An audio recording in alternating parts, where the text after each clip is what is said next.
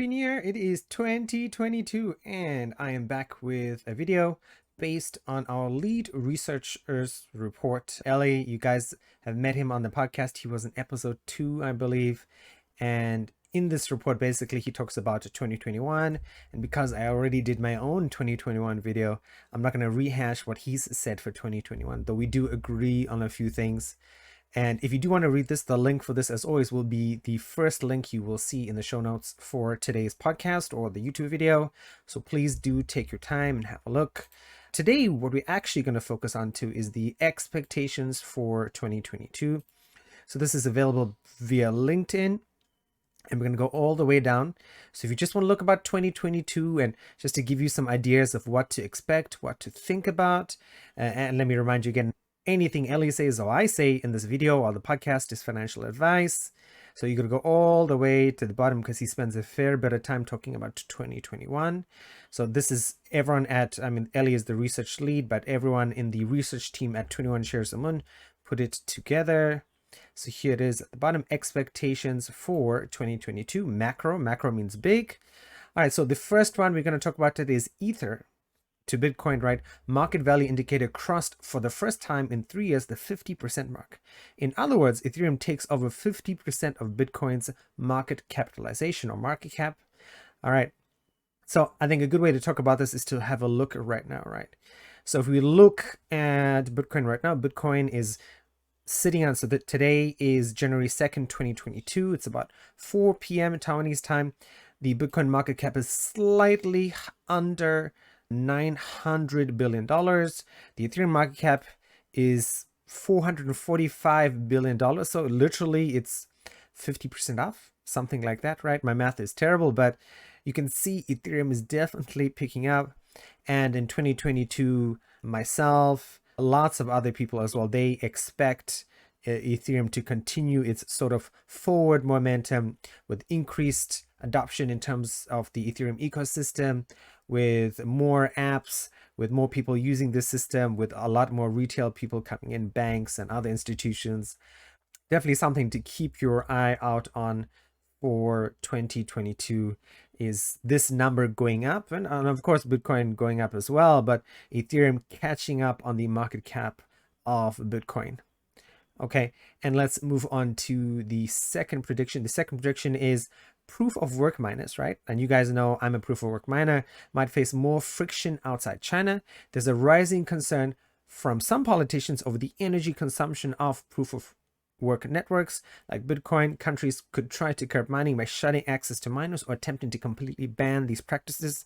So this only mentions Bitcoin, but for example, like here in Taiwan, Bitcoin's large, but Ethereum is by far the largest network, just because you can buy GPUs quite easily here because we make a lot of GPUs, ASUS, MSI, a lot of the GPU manufacturers come from Taiwan, or they manufacture in Taiwan, or they manufacture in China as well. So a lot of people do mine proof of work coins like Ethereum, of course, which is the most profitable coin at the moment. And this goes on to the point, right, of that we've talked about in previous episodes, that proof of work coins are they're in trouble in the sense in that they do use a lot of electricity, and even places that have cheap electricity like Taiwan, like Sweden, like Norway, like Kazakhstan as well, right? And we talked about this on the Last Week in Pico episode, is that these countries are now saying, okay, well, yes, we have renewable energy, but you guys are using too much of the energy, so please stop doing that. Or in Kazakhstan's case, they said, yes, we will give you access to our renewable energy, but you need to pay a premium. So you're not paying those renewable energy rates, you're paying more than that. And that might actually be kind of make or break for some people who are mining cryptocurrency. So let's have a look at our story connected to this point, which is Iran allows renewable power plants to supply crypto miners with electricity. So of course, Iran faces a lot of sanctions by the US, by other countries because of politics. So it makes sense for them to be mining cryptocurrency because it's a good way for them to sort of replenish their coffers. And they do have a fair amount of renewable energy as well. So it's kind of good for people who mine there and people who can sort of move their miners into Iran, though that would limit a fair number of Western countries due to sanctions, and sanctions are connected to the banks, and the banks have to follow the rules, otherwise they get in trouble as well. And I think a lot of countries in 2022, again, my opinion, are going to allow people to mine cryptocurrency just because of the jobs generated, the money generated, the chance for innovation, in a sense, in that if you are allowing people to mine, right, or if they're mining Ethereum, or they're mining some sort of proof of work crypto, and that sort of creates a hub and a place for people to get involved with cryptocurrency, and that can kind of like spur innovation, and that, in a sense, so it's a good thing. All right, there are a lot more points here. I'm not going to go through everything. If we went through every single point here, this would be an hour video. That would take far too long for the time that I have allotted for this video. All right, the next point is many crypto and DeFi projects based in the US could either opt for crypto-friendly environments in order to grow without regulatory friction, or prevent US customers from interacting with their interface like DYDX. FTX US will become one of the most important companies on the lobbying front thanks to CEO's large donations to Joe Biden's campaign. All right, so we know regulation is coming. It's coming in the US probably a lot faster than other countries. England's talking about it. I remember I've read about that. A few other countries have mentioned regulation for crypto to protect consumers, in a sense. That's what a lot of governments are sort of justifying this as. A lot of sometimes to protect people who are also working in the crypto environment. And today's story about that is from Forecast, which is a relatively new media outlet that covers crypto. What lies ahead for crypto regulations?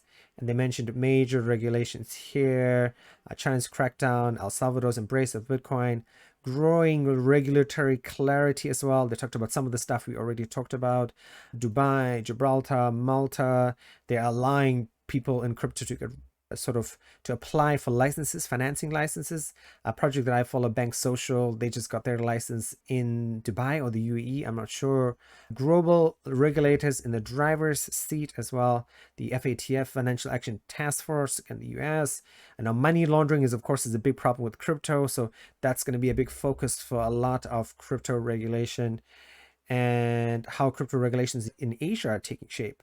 So in my country, Taiwan, I'm not exactly sure because we haven't seen a lot of regulation here. And I think it would largely remain like that just because there's not been a lot of issue with crypto regulations. The system here is very straightforward. And I've talked about this on previous episodes that in Taiwan, right, when I sell crypto, I pay a 5% tax on that crypto, no matter if it's $1 million or 1,000 US dollars, the tax is there. Banks as well, when you want to convert your crypto to fiat, right, everything's sort of registered with the government and stuff. So when I do change, the government knows that Korean Padiachi exchanged X amount of crypto for this amount of fiat.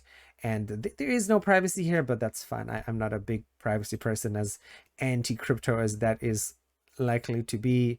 All right, so how will crypto regulations unfold in the coming year? There's a lot of sort of cool points here.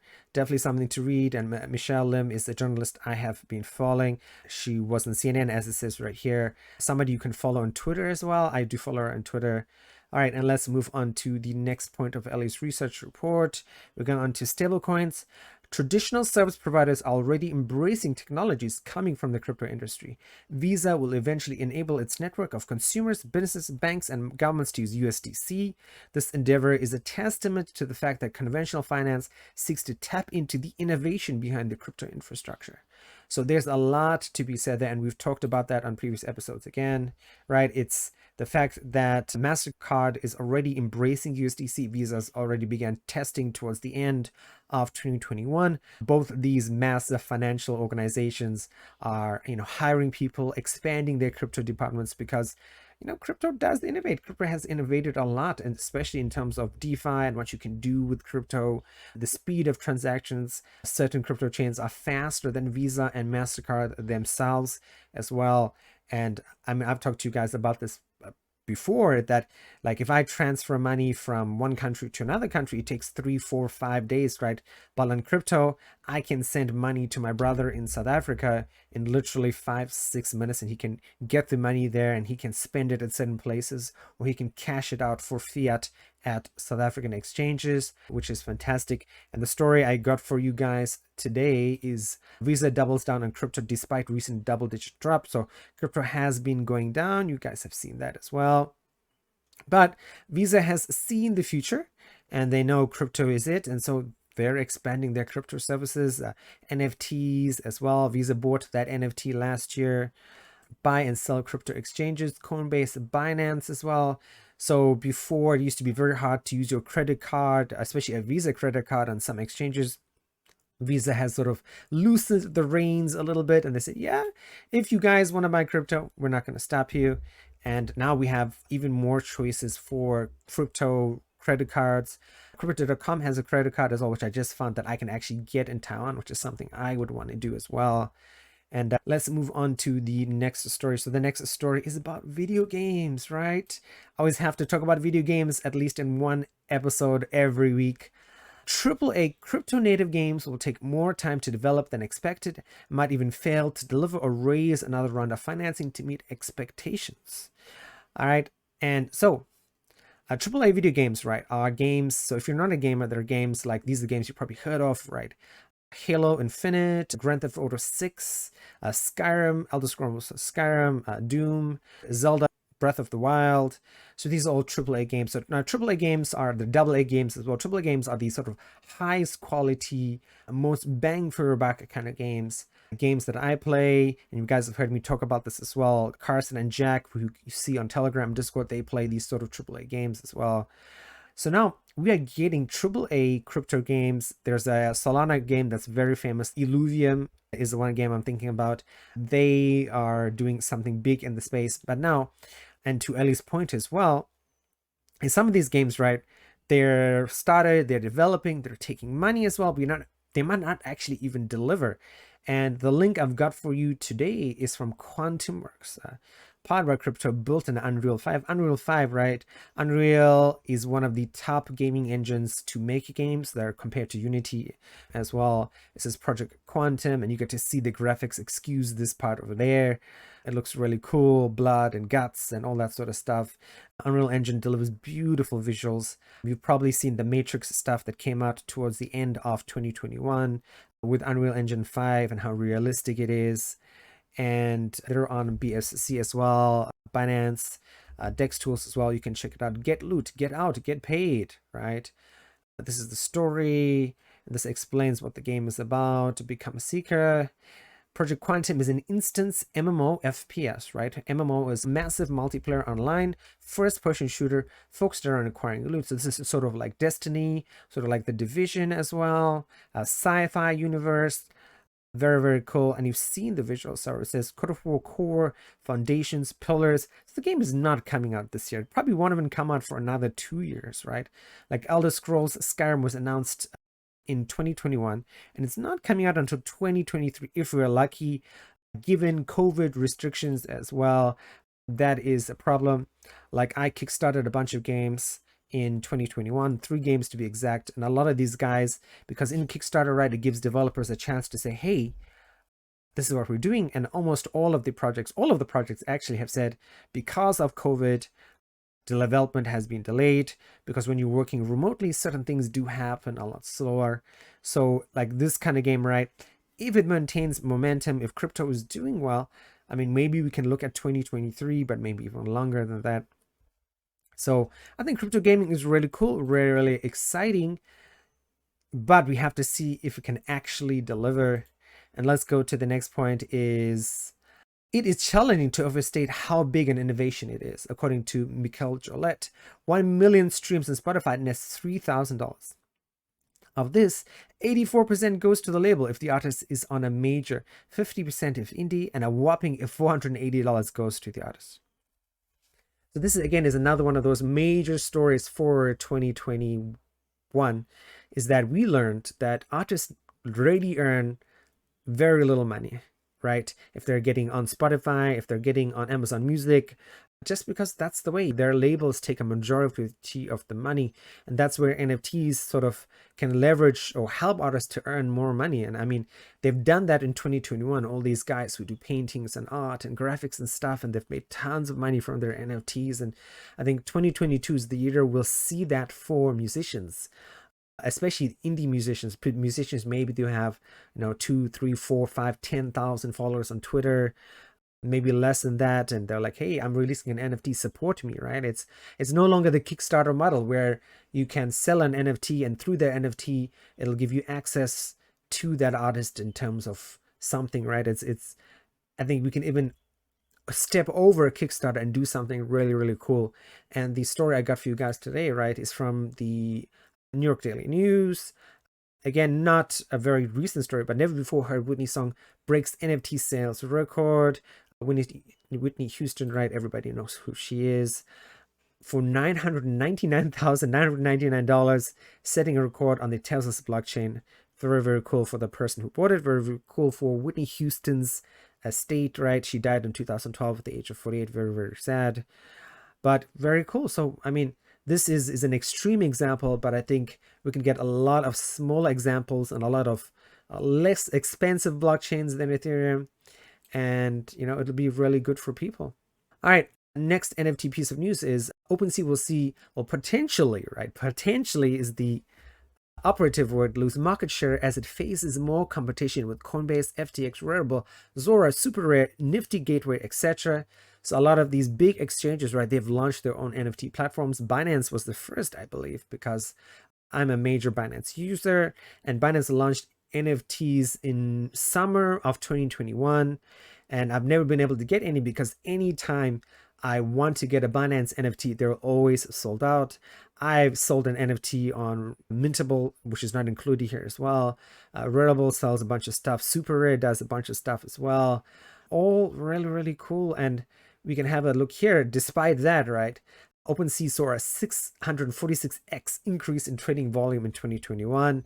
Of course, I mean, we see in a previous podcast and a video, we saw gas fees and fees, and OpenSea is regularly, if not like always, on the top of networks that generate the most gas transaction fees on the network of Ethereum. Top collections such as Bored Ape Yacht Club and Decentraland account for large chunks of OpenSea's overall transaction volume. Despite several controversies, OpenSea is still the dominant NFT marketplace. And again, because their interface is really, really easy to use, they have some bunch of cool fiat on-ramps. MoonPay is one of my favorites as well. Put in your debit card, put in your credit card, it converts it directly. You can buy your NFT with a very, very simple process. It's one of my favorite sort of fiat on-ramps in the crypto space. MetaMask, you have to go through a bunch of windows, which is what I don't like. OpenSea, it's just within their system itself, and it's absolutely beautiful. I think a lot of these other marketplaces, the exchanges, have to just make things far simpler for people like myself, other normies in crypto, to be able to buy NFTs in an easy way, and then they will rake in the cash. Okay, we're almost done. I know this is a bit of a longer video than usual, and you can sort of hear this in my voice. All right, DAOs, right? The use cases likely to gain momentum will be quadratic funding with Gitcoin and crowdfunding with Syndicate Protocol. All right, DAOs are becoming bigger. They really hit their stride towards the end of 2021. With Constitution DAO, there's a bunch of other DAOs as well. We talked about them on previous episodes of the podcast, where they're trying to buy an NBA team or trying to buy Reddit as well, which is the most recent one. And that's really, really cool. And the story is DAO treasuries surged 40x in 2021. DeepDAO ranks Uniswap DAO, BitDAO, and Lido Finance DAO as the top three, with treasury value at 2.9 billion, 2.4 billion, and 602 million. So DAOs have found a way to sort of gain money really, really fast. Gas DAO launched recently as well. So DAOs are going to be a thing. I think nobody can argue with that. We just have to see where it goes. All right, and then the last story for today. Cosmos and Polkadot will be ecosystems to closely monitor over the coming year. They will need to attract projects and networks with the most user traction to get quick wins. Terra joins Cosmos in October. As such, Cosmos might continue to be miles ahead of Polkadot on the interoperability vertical from a usage perspective. All right, and we know Polkadot has been having their parachain auctions. They're on round 6, and Ethereum won round 6. They've got a lot way to go. All these projects like Terra, like Cosmos, a bunch of places, right? BSC as well. They've got tons of apps. Phantom as well, tons of applications, lots of users. Relatively lots of users, and Polkadot hasn't even started. So hopefully they get to catch up. Efinity is a really, really cool project, something you should definitely take out. NFT Superhighway. All right, it has at least 20,000 members, which is pretty good. Definitely somewhere to go. And so maybe this 2022 will be the year of Polkadot, the year of all these other sort of Ethereum competitors, and we can see how they actually do. Okay, and so that is it, guys. I hope you enjoyed today's video. It is the first, and next week we will be back with hopefully another interview. I have somebody lined up and he's ready. We just sort of have to decide on a topic. We might even have more than one interview, and I just have to sort of like schedule these things as they come in, and we'll see how things go. Okay, thanks for listening, thanks for watching, and I will talk to you guys during the week.